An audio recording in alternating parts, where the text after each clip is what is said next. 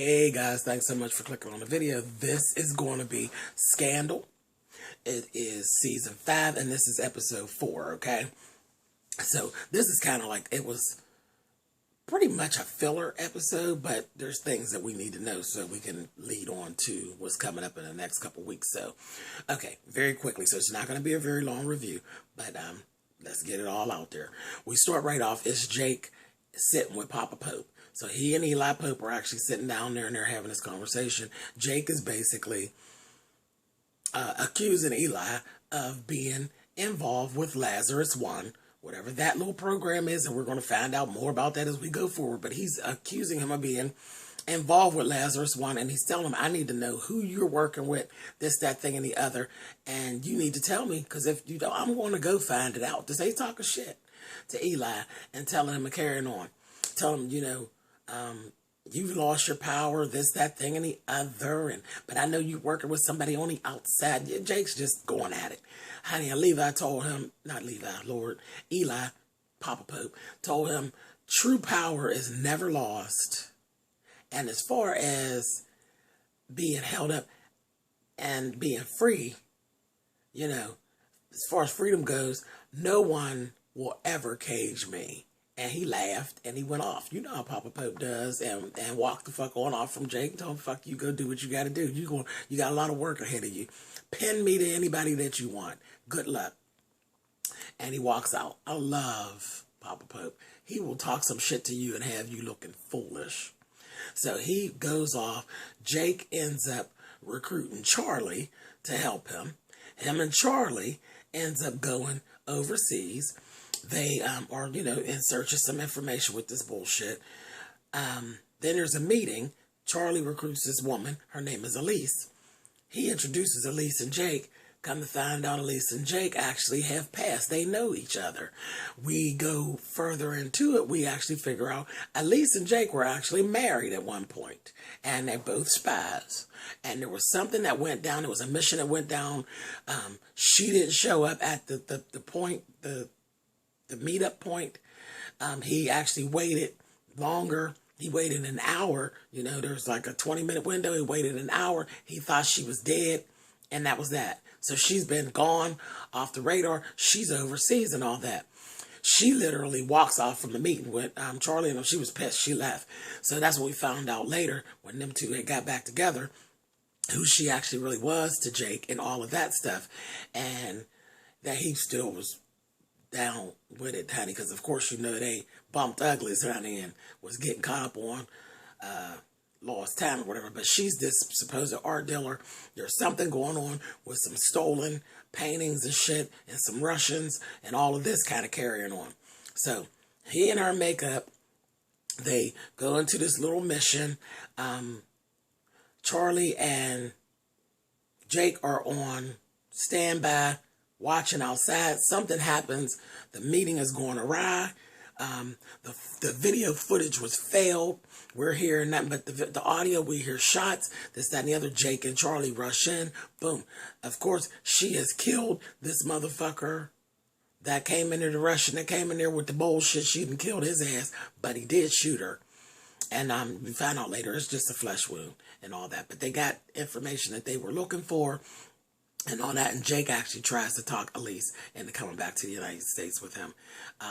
So we don't know exactly where that's going to go. So watch it, Olivia, because Jake has a living, breathing love interest. So you are getting ready to have some issues with the boy that you keep dragging along, which is good, because I was getting kind of tired of that anyway.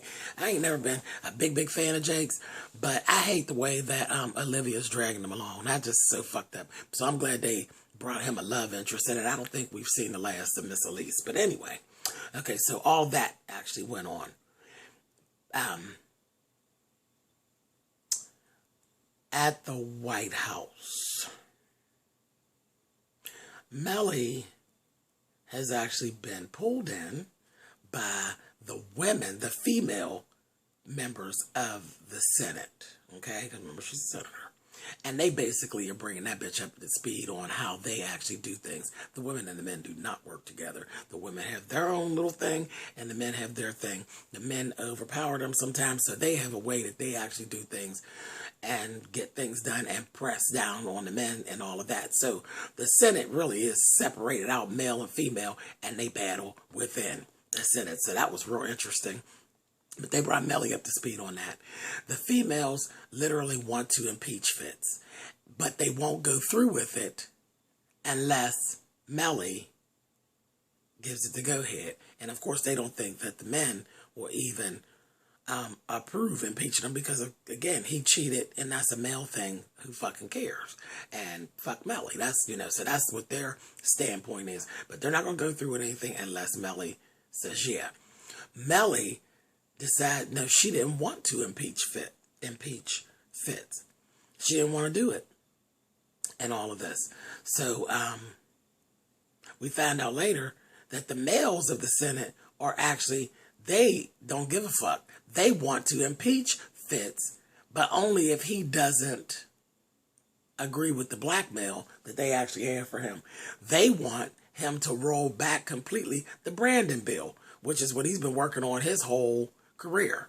That's his whole career, is that Brandon bill. They want him to roll the whole thing back, or they're going to seek impeachment. So they actually even presented Fitz with this blackmail and all that. So the females is kind of clueless to that.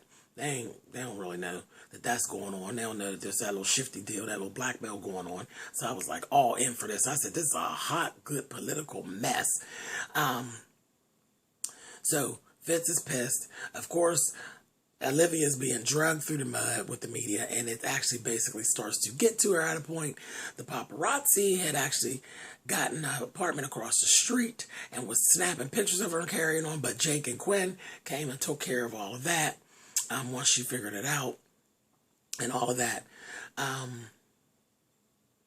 At her office, we got Quinn has actually tried to bring Marcus Walker. You all remember Marcus. Smart talking, fast talking, non-listening ass little black guy. Marcus, they tried to bring him on to Pope and Associates as a gladiator. He turned them down at first, but then he came back and actually joined forces with Pope and Associates. They kept telling him, you're just going to be, we need you for a mouthpiece, and that's it. But you're quiet, and you're going to tell people what we tell you to tell them, and you'll be paid, and that's that. And he's like, no, y'all are shifty, and y'all are shady, and y'all have a way of doing things, this, that, thing, and the other. So, he always kind of has his own agenda, and he's really a hothead. Liv doesn't even know that they're working with him. But anyway, at some point, she figures it out. And she's like, no, he doesn't listen, blah, blah, blah, blah.